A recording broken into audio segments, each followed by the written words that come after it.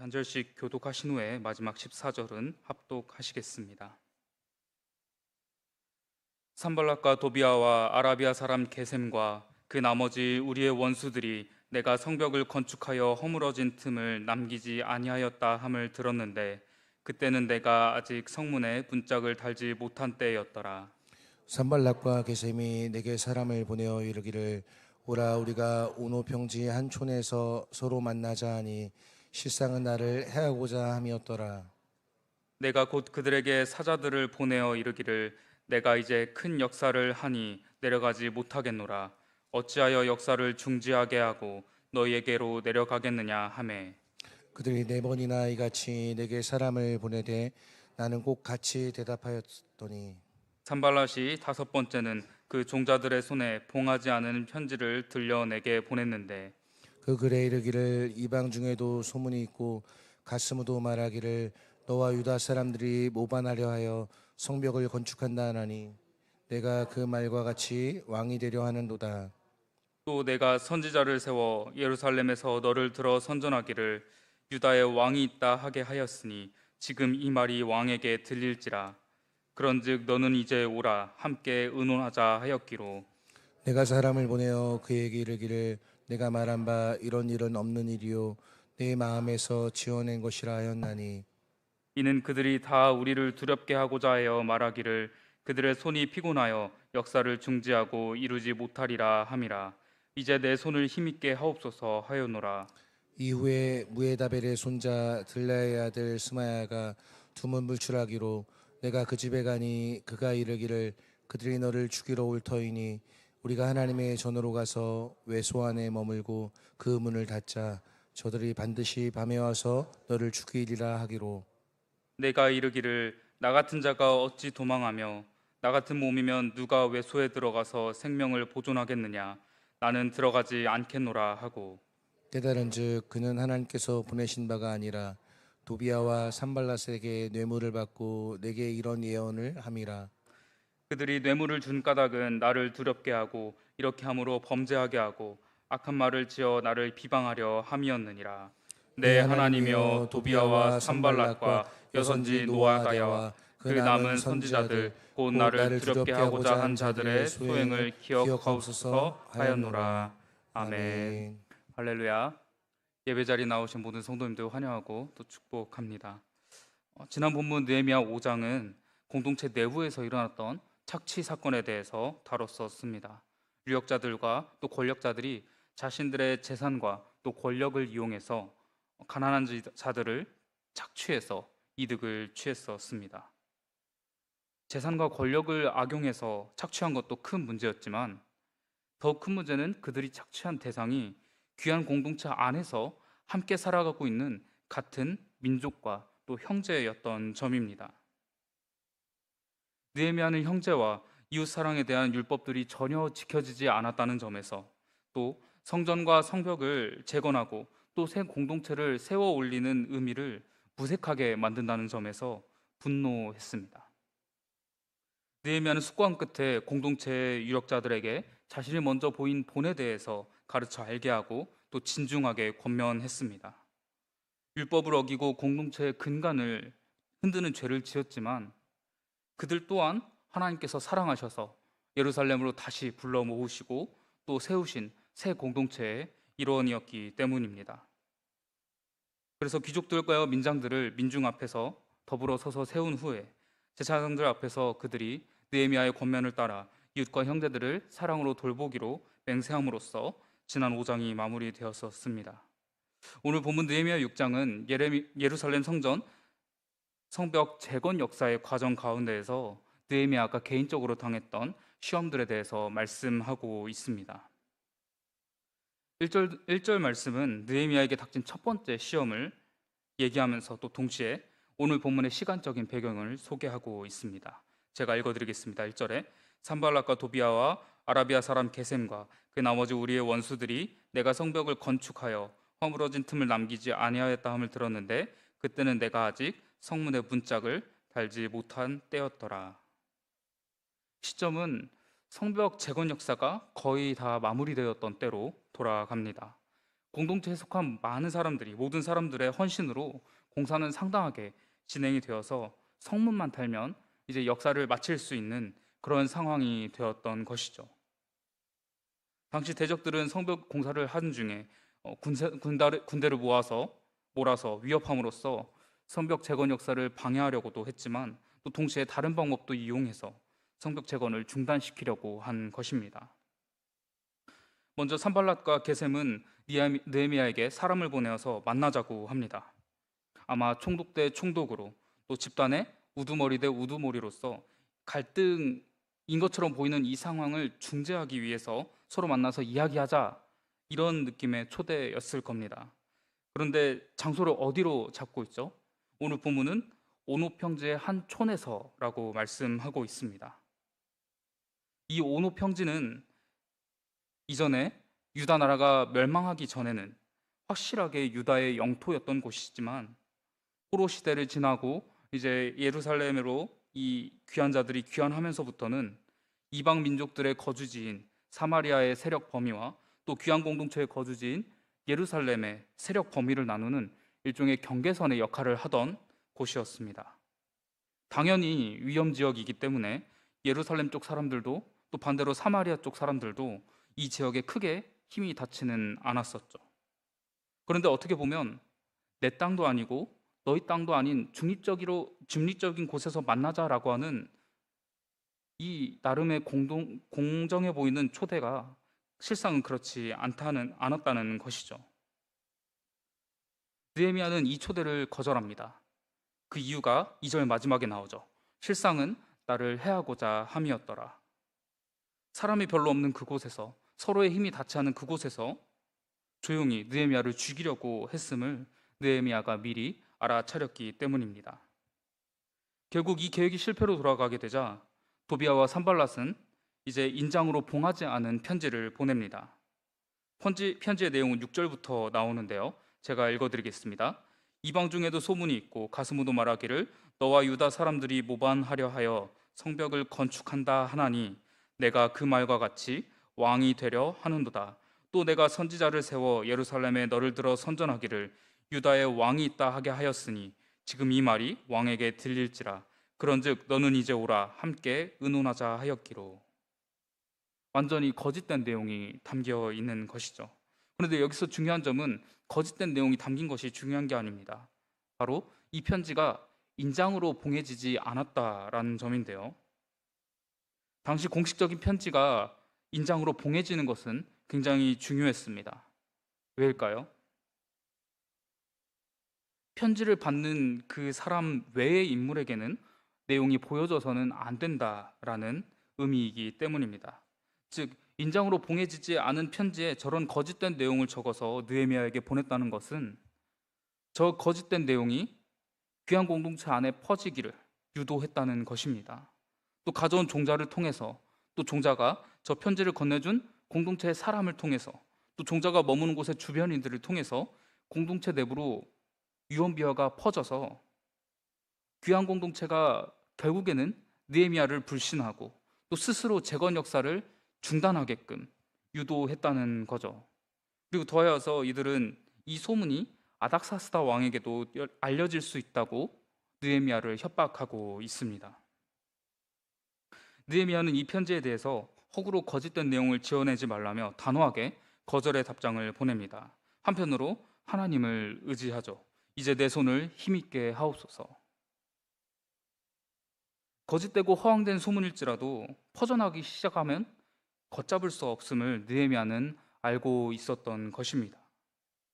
자신은 저 편지가 거짓투성이인 것을 알고 저 편지를 보낸 대적들의 의도가 무엇인지를 알고 또 어떻게 대처해야 하는지를 알고 있음에도 불구하고 저 거짓되고 허황된 내용의 소식이 매일을 성벽 재건 역사에 헌신하고 또 대적들로 인한 괴로움으로 보내고 있는 백성들에게, 그리고 날마다 점점 더 지쳐가고 있는 공동체 안에 퍼지게 되면, 들리게 되면 어떤 포급력을 갖게 될지, 또 어떤 결과를 불러일으킬지 예상했기 때문입니다.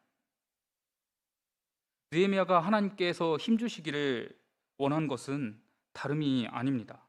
그 과정 가운데에서, 그 유언비어를 막아내고 다시 아니라고 답변하고 다시 답변하고 백성들을 향하여 계속해서 변명을 토해내고 또 그 와중에서 재건 역사를 계속해서 이루어가는 그 과정 중에서 본인이 흔들려 쓰러지지 않기를, 또 백성들이 대적들이 속삭이는 저 거짓된 내용들을 분별해낼 수 있도록 역사해 주시기를 위해서 기도한 것이죠. 이제 앞선 두 가지 방법이 실패하자 대적들은 내부자를 이용합니다. 먼저 스마야에게 뇌물을 주고 거짓으로 예언을 하게 하죠. 스마야는 두문불출하다가 느헤미야에게 대적들이 죽이러 올 테니 성전으로 가서 외소로 들어가서 문을 닫고 밤을 새우라고 말합니다. 그렇지 않으면 밤에 대적들에게 죽임을 당할 것이라고 말하죠. 느헤미야는 단칼에 거절합니다. 11절에 보면 나 같은 자가 어찌 도망하여 나 같은 몸이면 누가 외소에 들어가서 생명을 보존하겠느냐, 나는 들어가지 않겠노라. 예루살렘의 총독의 직책을 맡은 자로서, 또 예루살렘 성벽 재건을 맡은 총책임자로서 그 자리를 피할 수 없다고 느헤미야는 말하는 것입니다.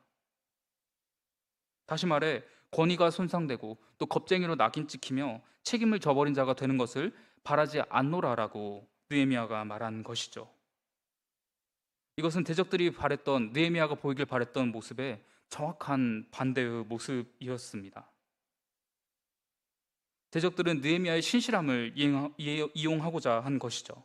선지자를 매수하여서 거짓 예언을 주고 또 그 거짓 예언에 따르게 함으로써 느헤미야가 가진 권위를 실추시키고 책임을 져버리는 겁쟁이라는 이미지를 덮어 씌움으로써 백성들이 그를 더 이상 신뢰하지 못하도록, 또 그가 책임 맡아 진행하는 이 역사가 흔들리도록 유도하고자 한 것이죠. 그리고 그런 매수된 선지자가 이 오늘 이름이 확인된 이 스마야 한 명만이 아니었다고 14절 말씀은 말씀하고 있습니다. 그럼에도 빗발치는 위협을 알리는 거짓 예언들 속에서도 느헤미야는 자신의 중심을 지켰습니다. 여호와 하나님만을 바라본 것이죠. 오늘 본문에 느헤미야가 당한 시험들은 아주 조용하게 그에게 다가왔습니다. 그리고 느헤미야는 이 시험들을 홀로 견뎌야 했죠. 이처럼 고난은 아무도 모르게 덮치기도 합니다. 특히 마음속에서부터 사람을 뒤흔들고 또 누군가에게 말하기 애매한 그런 고난들은 그 모든 것을 나 홀로 당하고 견디도록 강요합니다. 오늘 느헤미야가 당한 고난들을 볼까요? 대적들은 날조와 선동으로 협박하기도 하고요. 또 동시에 얼으며 회유하려고 하기도 합니다. 그리고 그 가운데서 그들이 원하는 것이 분명히 있었습니다. 바로 다른 것이 아닙니다. 느헤미야의 마음을 흔들고 무너지게 하려는 것이었죠. 예루살렘의 총독이고 또 예루살렘 성전과 성벽 재건의 총감독이며 새 예루살렘 공동체의 수장인 느헤미야의 마음이 무너지게 되면, 흔들리게 되면 자연스럽게 예루살렘도 또 예루살렘에 자리하게 된 새 공동체도 다 무너지게 될 것이라고 생각했기 때문입니다.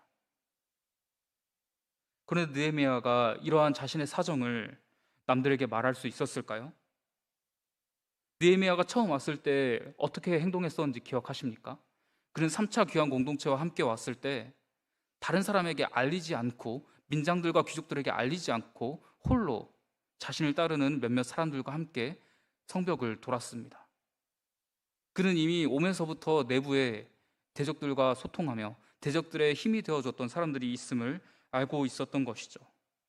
그런데 이러한 자신의 고뇌와 또 자신이 당하는 시험들을 공동체 안에서 함부로 말하게 되면 어떤 결과가 나오게 될지, 다시 말해서 대적들을 도와주게 되는 꼴임을 그는 알고 있었기에 말할 수가 없었다는 것입니다.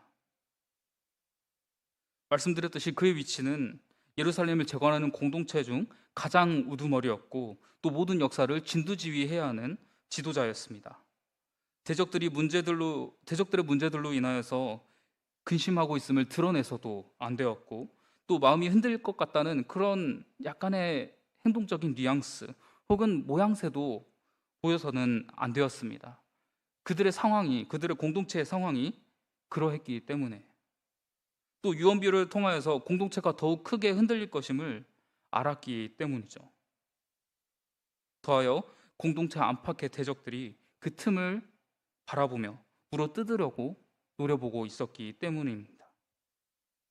그렇기에 그는 보이지 않는 하나님의 손만을 의지하여 마음을 다잡고 또 의지를 붙잡아 세우는 것, 그것만이 그가 할 수 있는 방법이었던 것입니다. 오늘 느헤미야의 이 말하지 못할 고난들을 살펴보면서 느헤미야와는 약간 결이 다르지는 하셨지만 예수 그리스도의 십자가 사역 가운데 가지셨던 심적인 고난에 대해서 묵상해봤습니다. 예수님은 분명 심적으로 괴로워하셨습니다. 십자가 사역에 대해서 순종하셨지만 그럼에도 사람의 마음을 가지고 괴로워하셨죠. 그리고 그 괴로움을 제자들은 알지 못했습니다. 그리스도께서 말씀하시지 않은 것은 아니었습니다.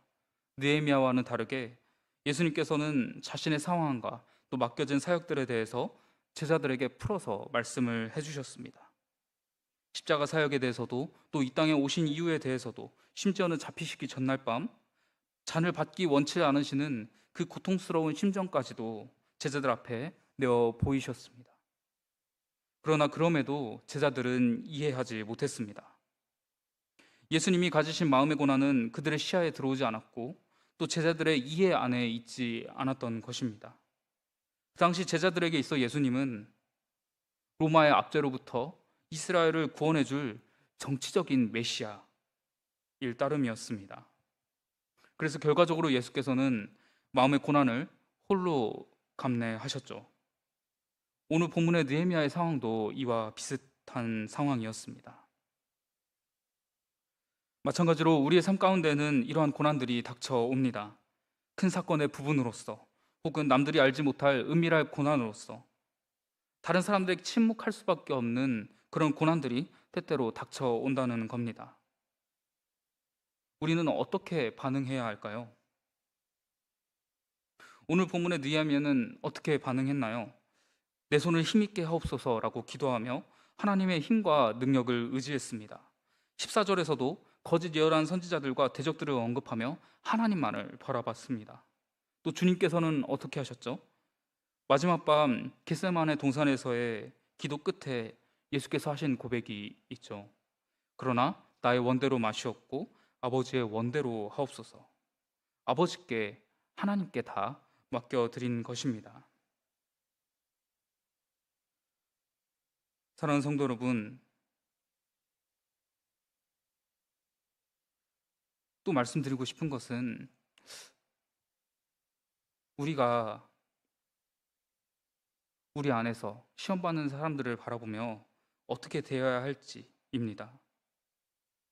오늘 느헤미야가 받은 고난의 여러 부분 중에서 특별히 마지막 고난은 어디서부터 왔었죠?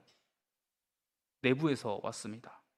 공동체 안에서 그가 함께 역사하며 함께 고난을 받고 있는 그 공동체 안에서부터 그에게 공격이 왔습니다.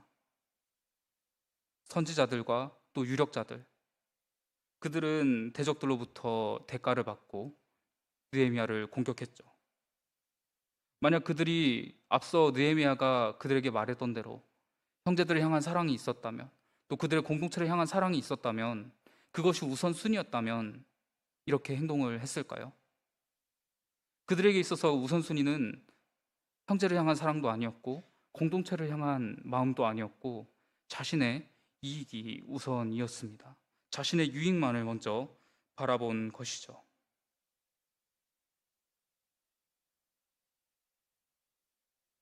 우리가 이들을 반면교사 삼아야 될 것은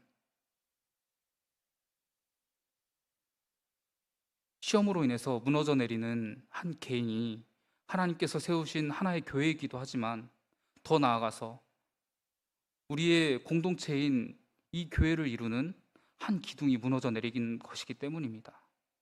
우리 모두 하나하나가 다 교회의 기둥일진데, 머리 대신 예수 그리스도가 예수께서 세우신 교회의 기둥일진데, 그 하나가 무너져 내리는 것을 우리는 바라서도 안 되고 그것을 지켜만 봐서도 안 된다는 것입니다. 사랑하는 성도 여러분, 지난번 말씀 때도 말씀드렸지만 또 오늘 말씀을 통해서도 말씀을 드리지만 우리가 서로 사랑할 수 있기를 바랍니다. 아버지께서 가르치신 사랑으로 서로를 사랑으로 대하면서 또 동시에 각자에게 가진 그 고난이 있음을 묵상하면서 서로를 위해서 간절히 위해 주시면 좋겠습니다. 그리고 그 끝에, 그 가장 끝에서는 우리를 위하여서, 나를 위하여서, 우리 공동체를 위하여서, 또 나와 함께 서 있는 옆에 또 다른 교회들을 위하여서 아버지를 의지할 수 있는 여러분이 되시기를, 그래서 말하지 못할 고난을 당한 우리의 모습이 느헤미야의 모습이기를, 또 우리의 영원한 본이시며 생명이신 예수님의 모습을 닮은 그런 모습이기를 주님의 이름으로 소망합니다. 이 시간 우리 함께 찬양하시겠습니다. 주 품에 품으소서.